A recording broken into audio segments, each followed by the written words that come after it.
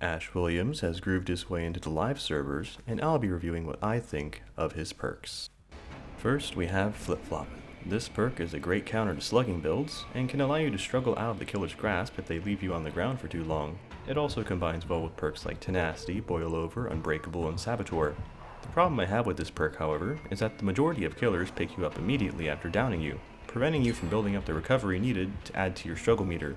It's kind of luck based whether or not you get use out of this perk, but I still enjoyed trying to use it in my games.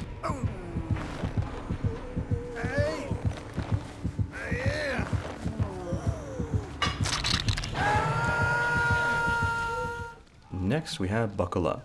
This perk allows you to see the recovery progress of downed survivors, which helps you make better decisions about whether to help them or not. It also lets you and the survivor see the killer's aura for 6 seconds after you revive them. I think this perk is pretty situational, just like Flip Flop.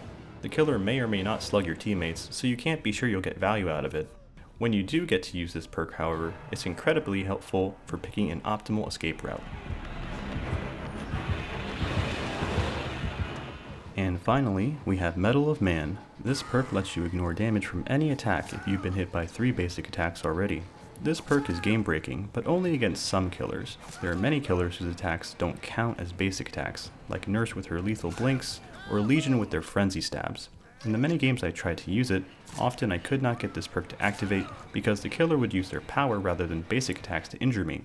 Against killers like Clown, Wraith, Freddy, and Hag though, you'll almost always get the stacks necessary to activate this perk, and when it does activate, you can make some crazy plays you'd never try otherwise. Combining it with perks like Adrenaline Rush, Dead Hard, and Borrowed Time, and items like Insta-Heal medkits, you could potentially take 4 or 5 hits without getting downed.